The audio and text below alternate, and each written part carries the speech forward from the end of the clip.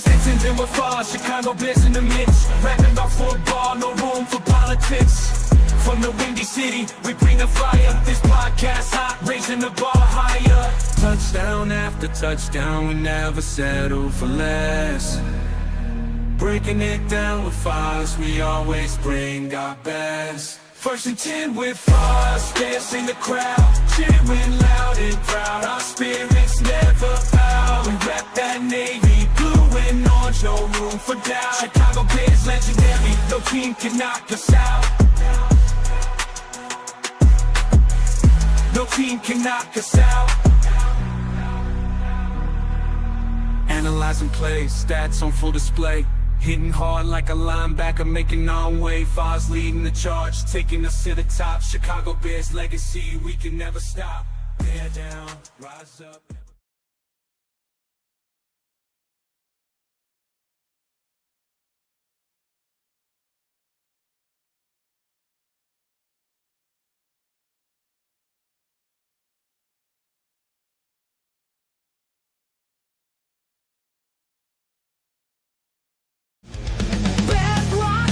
The place to be. Hard rock tunes and craft beers for the crowd is roaring, the atmosphere's hot. We'll party on, give it all we've got. This place is our sanctuary. Shout it aloud, let the music play. Bedrock's pizza, we're here to stay. Good times and memories never be far. Under the neon lights, we're all stars.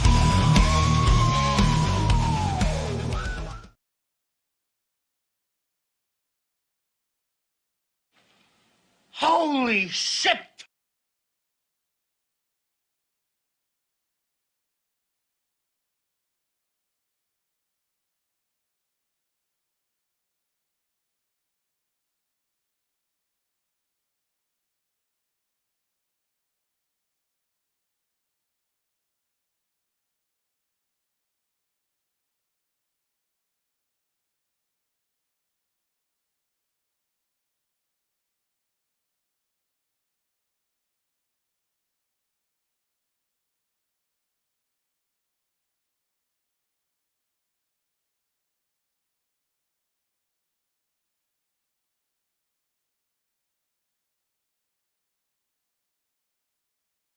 Keep going.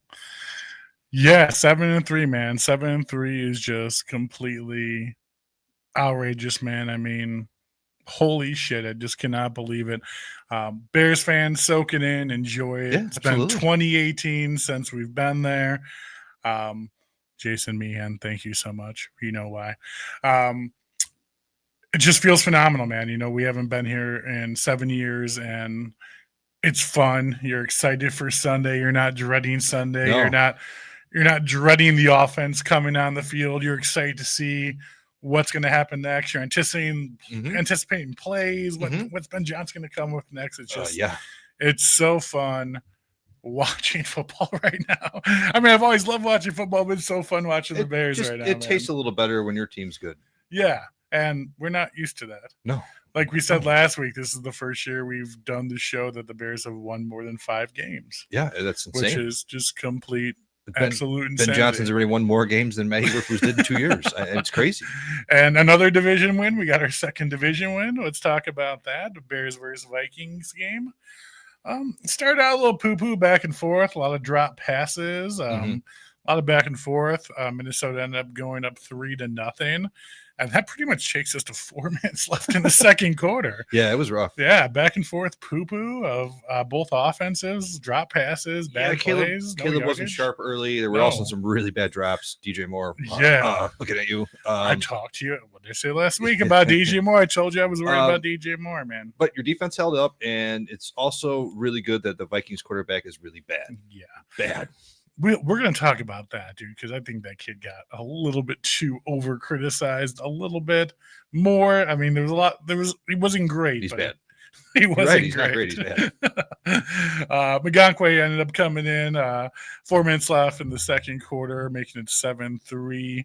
Then both simultaneously, Sewell and Brisker go down. Mhm. Thank God Brisker was okay, but Sewell did not participate. He's not going to be out this week, man. Yeah, the linebacker room looks like a mash unit right now. Yeah, dude, that injury report I posted today is just nasty poo-poo. But yeah, a couple bright shining stars on that injury report I know today. we'll get there. Yep.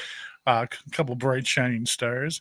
But the last thing we needed was Sewell going out with Edmonds being down, man. So middle linebacker is going to be a question this week coming up. Minnesota almost scored, but thankfully Beard got the interception, man, and that took us into the halftime. And say Kevin Byers having a Pro Bowl season. Dude, he is. He is a stud. Who leads the NFL? Top 3 people in interceptions right now? Mm-hmm. First time since 1985. Edmonds, Beard, and Major, man. Fensick. Who are the other 2? Fensick. I would guess Dave Duerson, but yeah, they do. Yeah, one of them, and then I can't think of the other one. But since 1985, since 3 Bears have led the league in interceptions and takeovers. 40 years for the 40th anniversary, everybody. Sure. Bears ended up getting a field goal off that turnover from Beard, though. It's 10-3 Bears. Wright again comes back right at the end of the second half with that interception, second interception of the day for the Bears. And dude, that little heartfelt tribute, man, when you read the story behind it, did you hear about I did, yeah.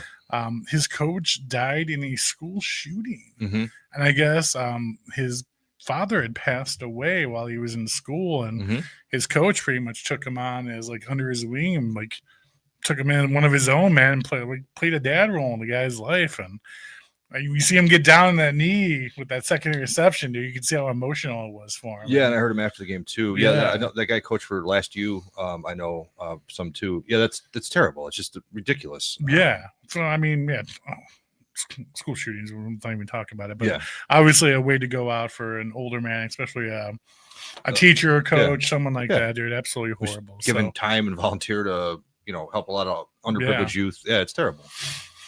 Bears came back though, started the second quarter, back-to-back field goals from Santos. He's 3 for 3 at this point. Yeah. Vikings come back though and score and make it 16-10 Bears though. Fast forward again, 8 minutes left in the game, dude. The fourth quarter heroes is always going to come down to that fourth quarter bullshit. Opportunity to go up 2 scores and basically lock the game up and be done. And indoors, inside 40 yards, no wind, no weather. Cairo Santos misses the lockdown field goal, man. Yeah, you had some like Bears PTSD there when you missed that. I know I did. You just started like dreading it. You're just like you're going right back to game 1 of the year, just thinking McCarthy's been awful all game, but somehow he'll find a way to come up with a drive here, and this just has deja vu and Bears badness written all over it. Dude, I posted my feelings on Santos, and I think I kind of got some responses like I'm a sadist against him, or I'm being way too hard, and he's not that bad, and he's going to be reliable. I'm telling you right now, Bears fans, I have seen this story way too many times. And I have a very, very horrible, horrible feeling deep down in the pit of my stomach that by the end of this season, there's going to be a situation that Cairo Santos is going to be in, because that's how end of the season, division, playoff things go, to where you got to rely on that kicker in that situation. It's always a 1-score game. And I don't want that guy's foot anywhere near my juju of the team. Yeah. Cody Parkey, guys, let's talk about it. I mean, well, he's not that. He's not as bad as Cody No, Parkey. I mean, he is really accurate inside a certain amount. Correct. The worry is everything outside that certain yardage. And dude, let's be honest with you. The game winner of the Vikings game, it was pretty close towards the bar, man. That was not down the middle. So, I mean, I know. That snuck in there, and it was definitely scary. But the Bears did hold on the rest of the game, obviously, to get that field goal. Vikings had a touchdown pass to Addison to come back with 50 seconds left. Thank God our special teams, who have been absolutely horrible thus far. Yeah. Duvernay comes up with the biggest return of his whole entire season right now, which pretty much got us into that position to kick that field goal. Thank God he did, though, man, because if he didn't, I'm not sure we would have moved it down there fast enough and gotten range. Yeah, or got in that 40-yard Cairo Santos safe range. You prefer exactly what happened. Yeah. So you can just set it up for the field goal and not even mess around. Yeah, it was a huge play. I mean, when he broke that, it was just incredible. I love the quick 2-second reaction of Kevin O'Connell on the sideline, just furious, and as anyone would be. And that's the only thing you can't do in that situation is give up a return. But we talked about it. I mean, Kevin O'Connell is going to keep that team with his play calling, despite the players on the field, all the way up until the end. And he kept the Vikings in that game with his play calling and his. Well, Brian Flores on defense too. For sure. He knows how to fuck up a quarterback. Yeah, good coaching kept him in that game the entire time, and we had a small window we had to get through, and thank God we did get through that window. But you're never going to win an easy game versus O'Connell. No, in any division opponent, unless somebody's just awful. But even awful opponents in division always seems to be a 3 to 7 point kind of game. Yeah, I don't think the Vikings are a terrible team as a whole. They're just without a quarterback, which is really weird for Kevin O'Connell. They've got a good defense, definitely. He's supposed to be a quarterback whisperer. I know that, but I mean, like we did with Sam Darnold, 14 wins last year. I mean, you probably should have kept him. Sometimes. It's just not for me. To me, was watching the game. JJ McCarthy ain't it. Now he could definitely turn it around, be better, but I don't see the intangibles I see on the Bears side of the field. That's not just me being a Bears fan. Yeah, 100%, man, 100%. But we hung on, man. 7th victory. 6 out of the last 5 games. Yeah. Just fucking, or 5 out of the last 6 games. Just completely unreal, man. 7-3. Giving us a heart attack week in and week out, man. Week in and week out.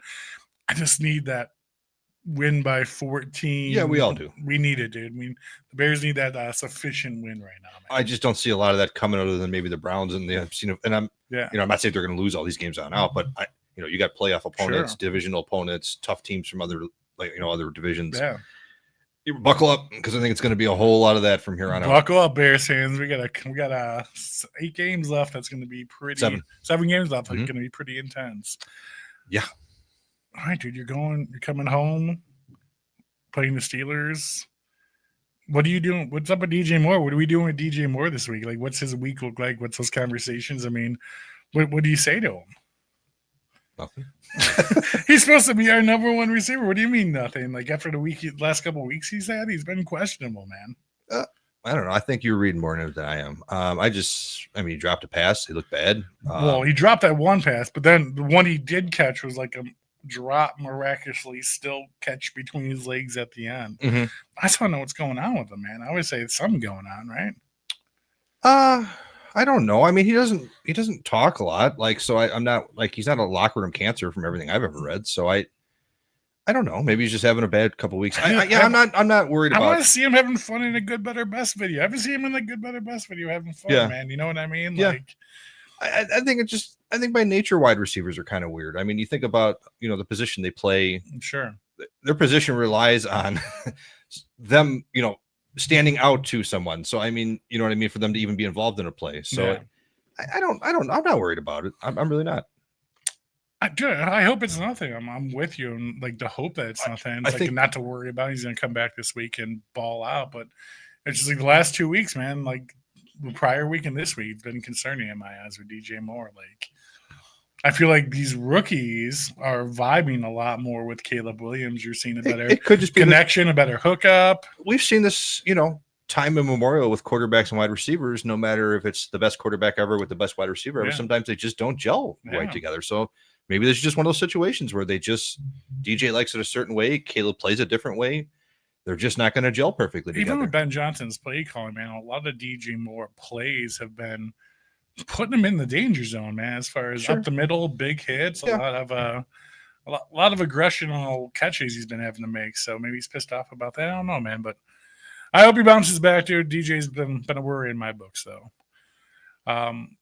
Caleb Williams is just a magician in the backfield, dude. I don't know how he gets out on these plays.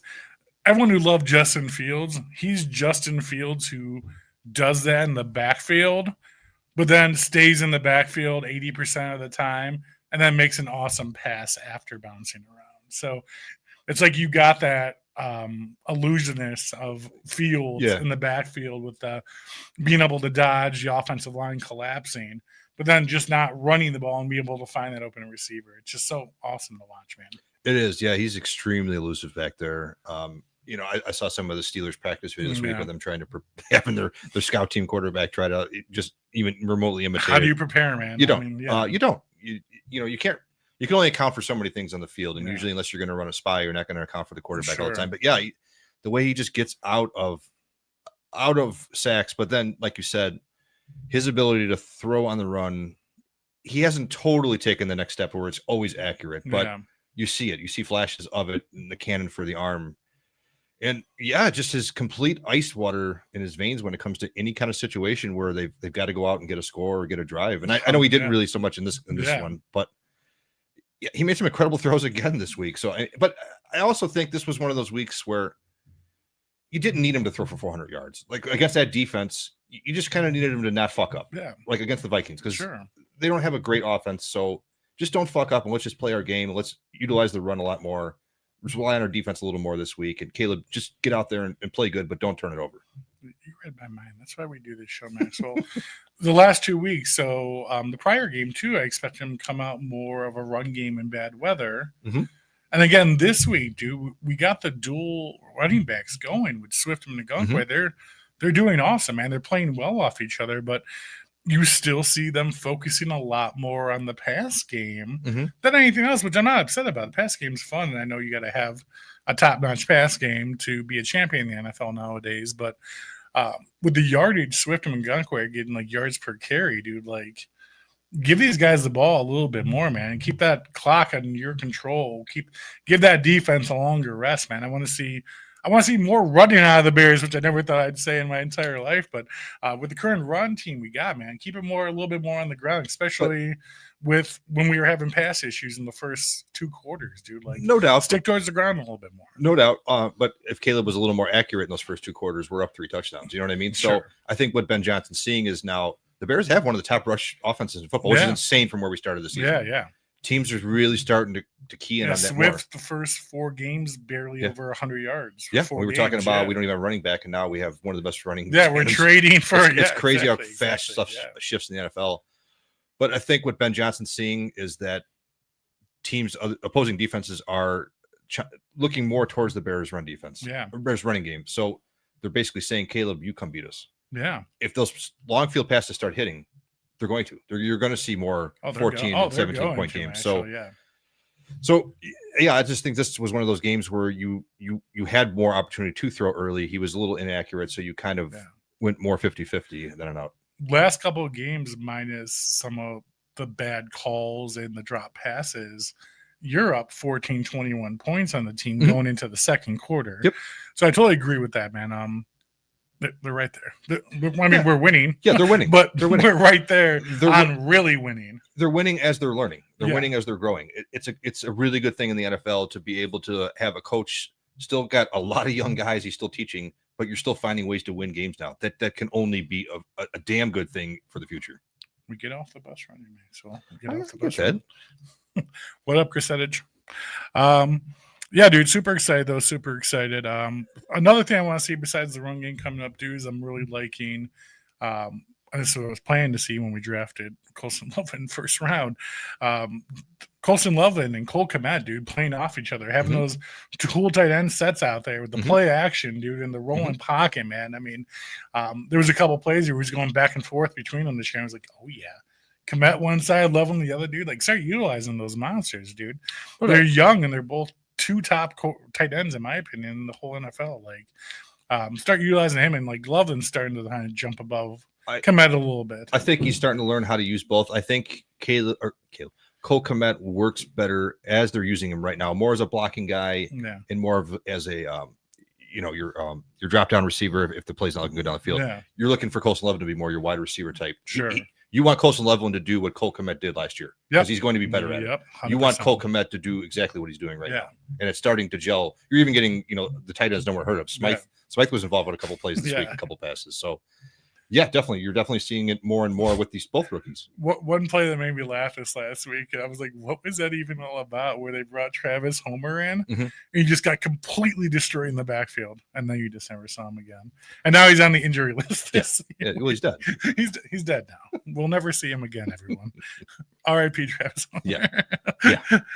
The last thing to take away from that game was the special team issues. Again, I know the kick saved us at the end, the return saved us at the end, but minus those two things, man, we got major return issues, we got major blocking issues, punter issues, we got major stopping the opposing team on kickoff, letting them get back 30, 40 yards after a return as well. So special teams really need to step it up, man. We can't keep allowing teams to get in good field position right off the bat. No, there's a whole lot there. I don't think Hightower, the special teams coach, is going to be here after the season. Yeah, definitely not. It's been really bad, and we talked about, you weren't when I was watching the game.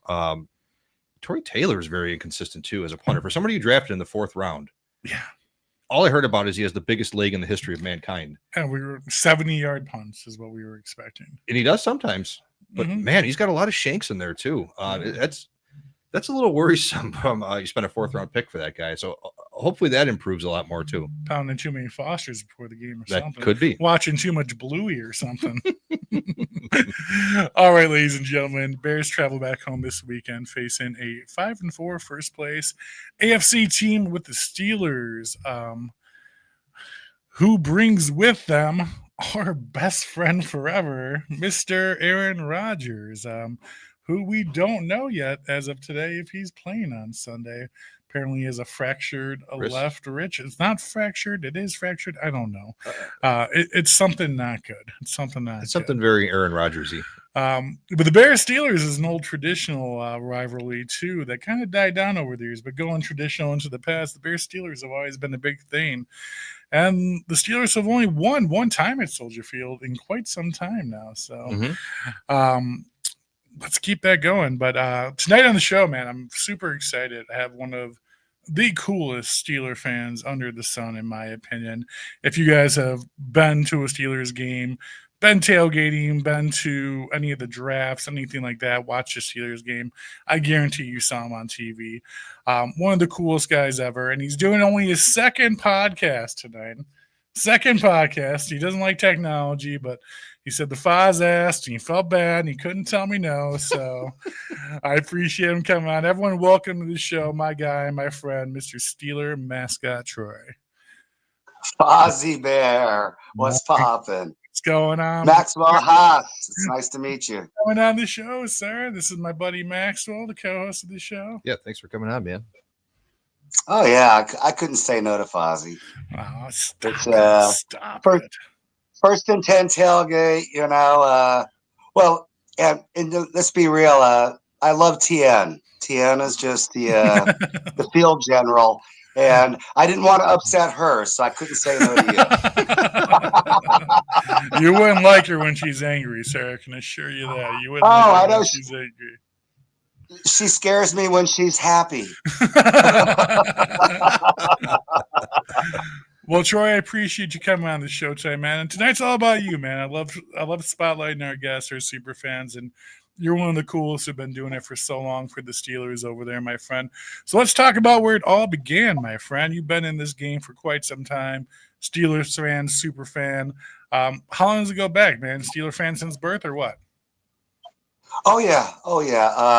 When you grew up in Pittsburgh, I don't know if you've been here, but we're not a big city. We're actually a really small town. I mean, the kitchen's all closed down at 9 o'clock.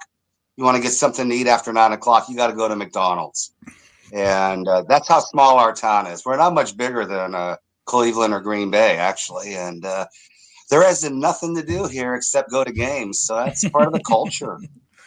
When I first went online, I said I went to my first game in 1969, and my father's wife came right online and made a comment and said, "No, your father says you've been going to games since early 60s." And I was like, well, I don't remember that.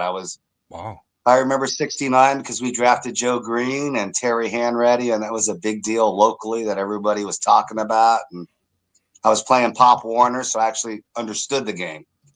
But my origin story as Mascot Troy, My mom died in 2005. She battled cancer for 8 years. Oh, I'm so sorry to hear, my friend. Condolences.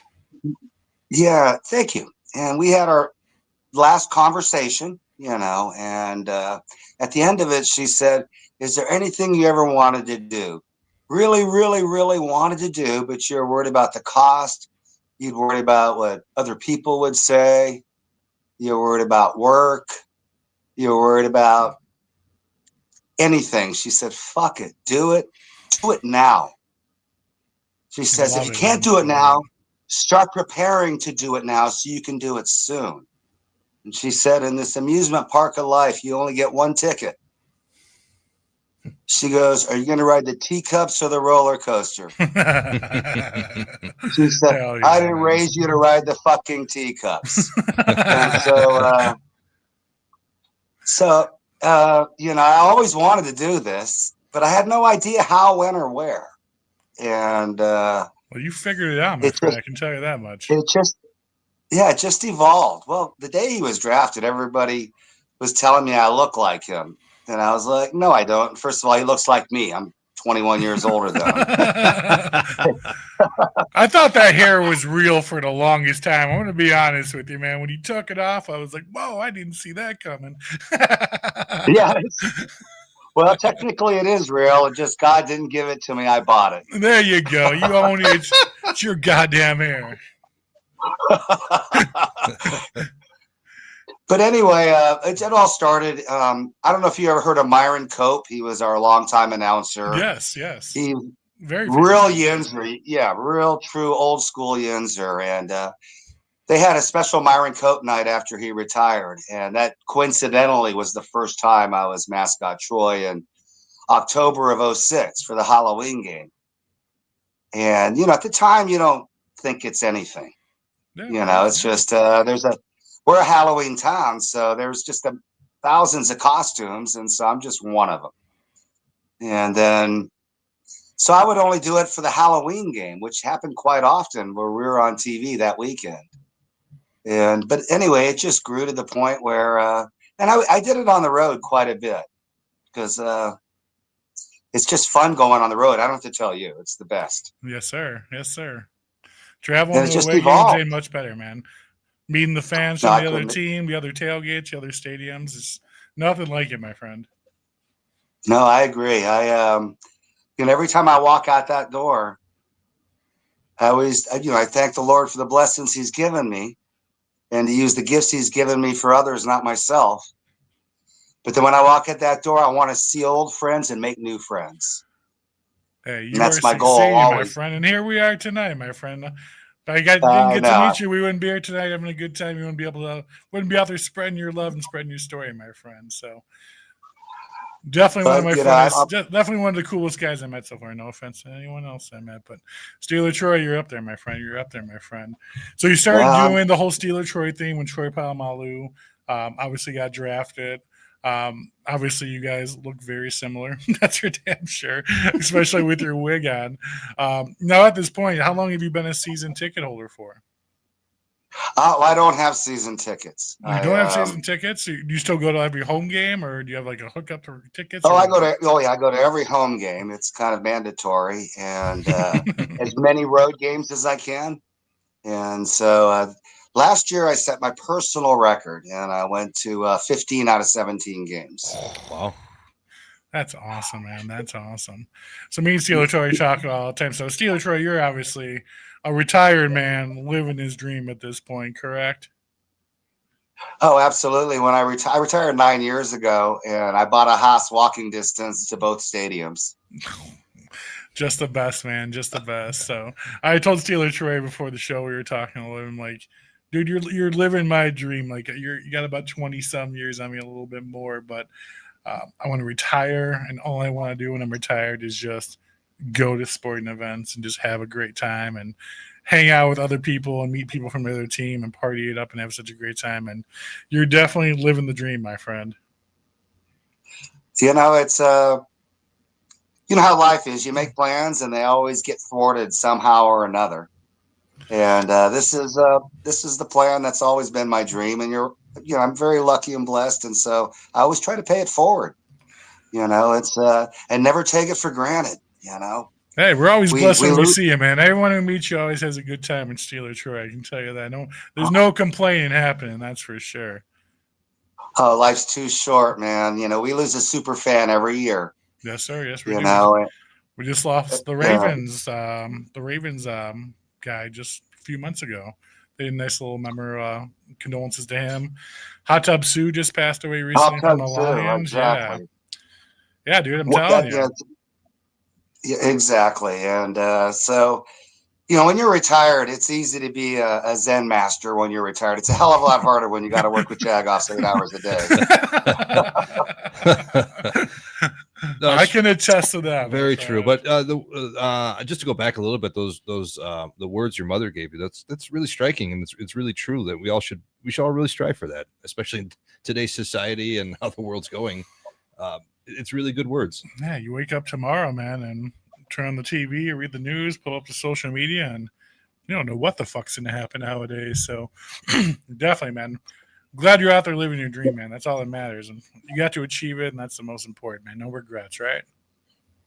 Oh, absolutely. And, you know, the one thing, part 2 of my origin story is at my mom's funeral, all these people came up and said all these nice things about her.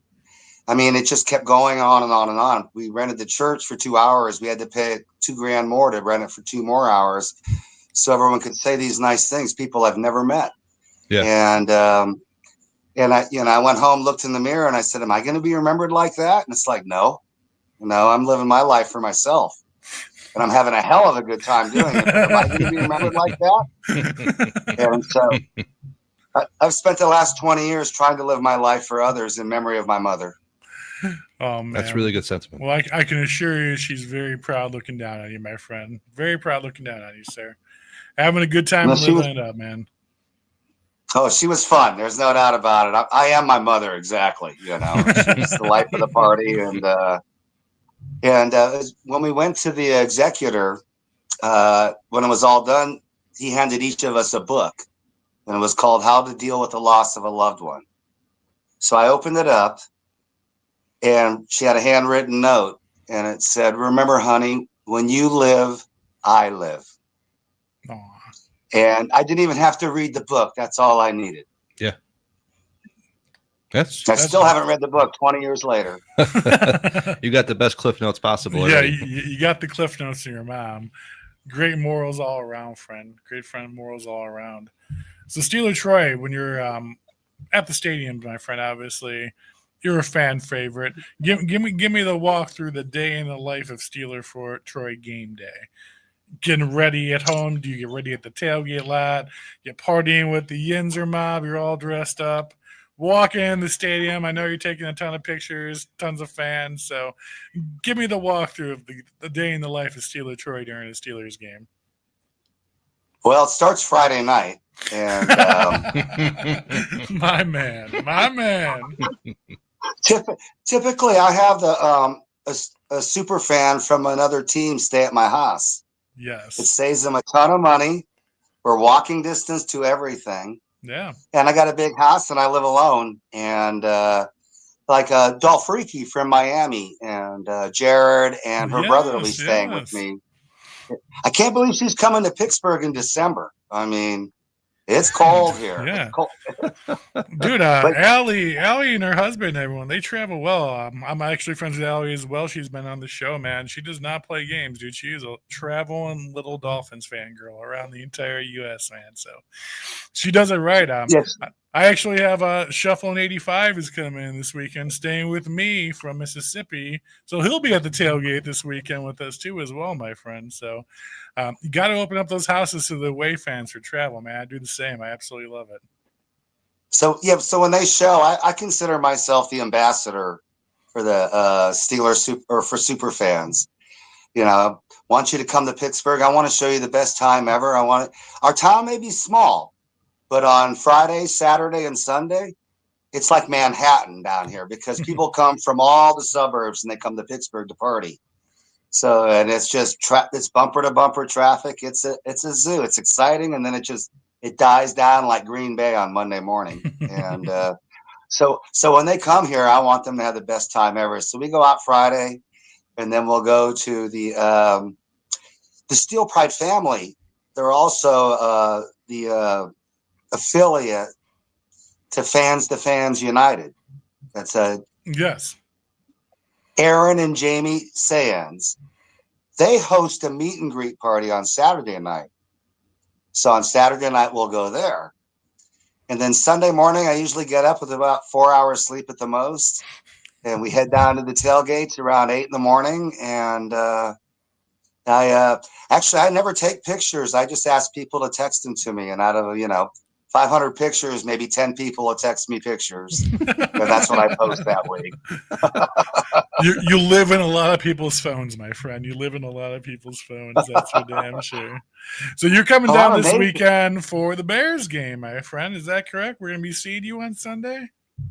No, a week ago, I do a thing called Happy Hour with Troy, and I just go to different bars around town, and I do a thing, and I just did one Monday, announcing that I'm not going to make it and apologizing to you and Bear Mysterio and Tian. And no, there was a gentleman that had offered to drive me, and I said, be sure, because don't leave me hanging. Sure. And he left me hanging, and so, and I really want to get there because you're building a new stadium, right? Yeah, we haven't really broken ground yet, but you got about 5 years more. Yeah, we got time, Steelers. Right? We got time, sir. But I want to go to Soldier Field one more time before it closes. I'm sentimental like that. You got to. Yeah. Well, the Bears play the Steelers like once every 3. Yeah, but we'll probably be there next time. So I get what he's saying. Yeah. Yeah, you might be screwed on that. Well, I'm reserving. Then again, this is Chicago and Chicago politics we're dealing with, so who the hell knows? I'm reserving a room at Steeler Troy's for the Chicago Steelers game in 3 years. So just to let you know. Oh, you got it. We're gonna go cheesesteak it up, my friend. We got to show me where the best cheesesteaks are, my friend. Yeah, what's your go-to spot in Pittsburgh? No, the best cheesesteaks are in Philly. We're known for our Italian food, Italian hoagies, our pizza. But we're known for our,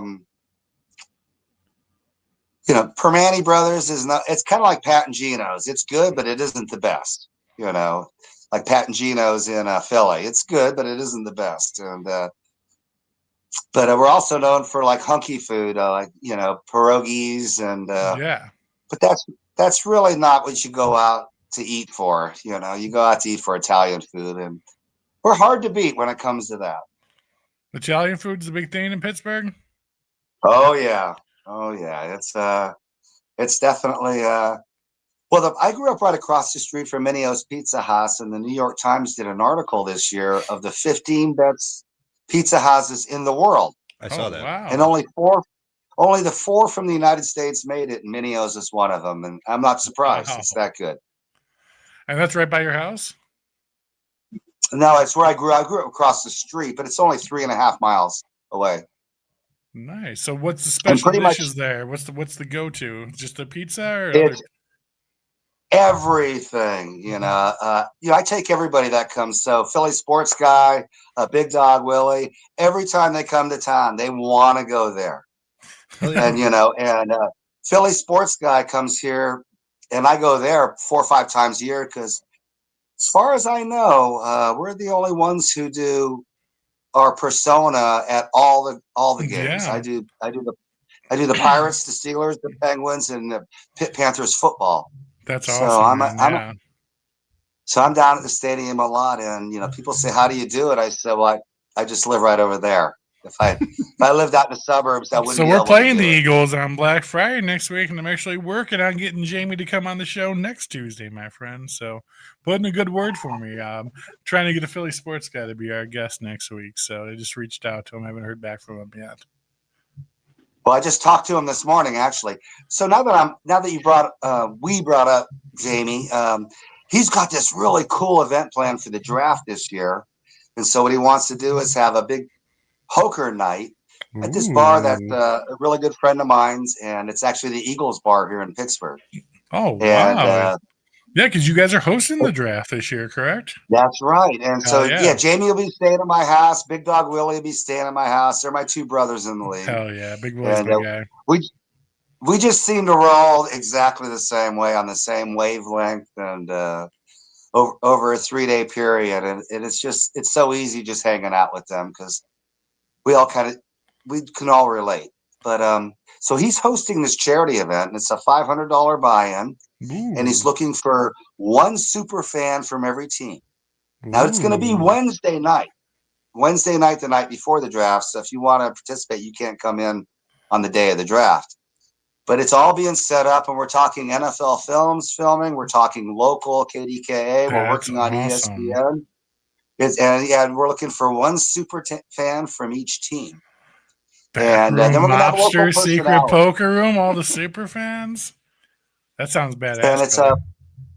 And it's a $500 buy-in, and whoever wins, all that money goes to the charity of their choice. That's awesome. I love it, man. And we're going to have celebrities there, and I think Josh Shapiro, he's our governor. He'll probably be there because both Jamie and I know Josh real well. That's fucking awesome, man. That's very cool. So what's going on right now? Are you guys preparing for the draft? Like, I know it's always a big deal when the draft comes down. You're talking about Pittsburgh being such a small town, kind of like Green Bay, and that like Green Bay hosted, and they were like months and months and months ahead of time getting ready to host so many people. Anything already happening, getting ready for it next year? Well, you hit it right on the nail. It's construction everywhere, beautifying, tearing out medians and putting trees and flowers in them, just the beautification thing. And our fountain just turned on for the first time, and I don't know how long. We didn't have a fountain all summer long because they spent $2 million, or was it 2 million LED lights anyway, for the fountain. And right now, the only color they're using is gold. And then they're gonna, they're gonna debut it for the draft and have all this, Las Vegas style water fountain thing going on for it. That's going to be awesome, man. It's going to be awesome. I'm definitely planning on traveling down there this year, so I'll be seeing you this year for the draft. I try to make it somewhere every year. It's always a good time. But Steeler Troy, man, I appreciate you coming on the show tonight, man, shooting the shit with us. You're definitely one of the legends in the books out there, man, who's always having a good time, always a great person to run into, see, grab pictures with, have a drink, have a shot, and have a laugh with, my friends. So love coming across you and love seeing you all the time. It's a shame you're not going to make it down in Chicago, but I'm sure I will see you soon down the road, my friend. Thank you, Fozzie Bear. Maxwell House. I wish you all peace and love out Maxwell House. I love it, brother. All right, my friend. Well, good luck to your Steelers this weekend, my friend. Hopefully we have a good, fun game, my friend, and best of luck to you, sir. As long as both teams end up healthy after the game, it's a good game. There we go, my friend. Everybody wins. All right, guys. Steeler Troy, everyone. Thanks, Troy. Have a good night, buddy. Thank you. Peace and love. Thanks, man. All right. Steeler Troy's the man. Gotta love Steeler Troy. You ever run into Steeler Troy, make sure to go give him a hug, give him a high five, and say what's up to him. He'll return it right back to you. So like I said earlier, the Bears, Steelers this weekend. Aaron Rodgers is the big question mark of the weekend. Every single player on the Bears defense today said they want to face Aaron Rodgers and have a good time with that. So, and then I loved how he came out and said that he doesn't want to be the bad guy in Chicago anymore. Maybe you should shut the fuck up then and keep your mouth shut and stop talking so much trash, even though you haven't been on Green Bay for how many years now? I mean, there's still stuff coming out of him talking trash about Bears and Bears fans, dude. Like, it's like, you can't say, like, I don't want to be the bad guy and then still continue to say stuff down the road. Like, it's kind of not the way it works. Yeah, he's not a good guy. He's on my short list of most hated athletes of all time. Yeah. And not just because he's a good player. He's just a bag. I don't like him, but he's just such a self-centered dude. Yeah. It's all about him, and this week's no different. This is a week of the whole life of the Aaron Rodgers show in the NFL, and most likely we're probably going to face a Mason Rudolph this week, and it's probably going to be. I mean, I want to face Rodgers too. I'd love just to see us do what we did to Brett Favre, just put his career right into the Soldier Field turf. Yeah. again, dude, I think it's going to be a good game. Pittsburgh's no squall. Mike Tomlin's a great coach. Weather's going to be nice. Sundays. Yeah. Going to be in the 50s. No rain, no snow. Good temperature. Good, nice, cool football weather. Hoping it's going to be a good game, man. Hoping we can run away and keep the streak going. But we'll be talking about that next week on the show. Yeah. It's a winnable game for the Bears at home. Yeah, I mean, I think it's going to be. I think it's like the spread's only like 2.5 points. So. Yeah, I mean, it should be a tight game. Steelers are in the playoffs as of right now too, so they can't just come in here and fuck around. So dude, I can't even begin to call any NFL game tonight. Like, I know this, like the Buffalo's playing right now, man. Is Buffalo going to win tonight? Should they win? They absolutely should, but are they? Who knows, man? The Texans are 5-5. Jacksonville's in the playoffs. The Dolphins beat Buffalo. All of a sudden, they know how to play football. Yeah, I have no idea, man. I have no idea. It's a wonky year, and I mean, as of right now, the Chiefs, the Lions, and the Ravens are out of the playoffs. If it started today, that's insane. It's completely, and they all still definitely very much could and probably will make it. But with all the insanity happening in the NFL in the midst of it, there's some joy for the Bears, which is I'm happy to say. So 7-3. Hopefully, we're going to be 8-3 going into week 11 coming up here, week 12. So hopefully it's a good game. Hopefully we walk out with a victory. And love to see the Bears keep this on track, my friend. Keep it on track. You and me both. Let's keep that north. Right. All right. Next week we'll be breaking down this matchup we're talking about with the Steelers. Hopefully we're talking about some positive things and how awesome the game was. Looking to have Jamie Plugley, the Philly sports guy, best friends of Steelers Troy, on the show next week. I haven't confirmed with him yet. If not, you'll get me and Maxwell. That's all that really matters at the end of the day. Other than that, guys, I appreciate everyone tuning in. I appreciate Steeler Troy taking his time coming on the show tonight. I always love having super fans from the other team from around the league. It's always a good time. Be sure to comment, share, like tonight's post all over Facebook, YouTube, X, all that good stuff. Appreciate everyone tuning in, everyone who is commenting. Thank you so much for watching live. You guys are the best. Everyone have a good rest of your night. Have a good Friday. We'll see you Sunday, and bear down, baby. Bears. Thank you, and go Bears! Good, better, best! Do better, best! Never let it rest! Never let it rest! Good gets better! Good gets better! And you better get better! You better get better! Bears on 3! 1, 2, 3! Bears!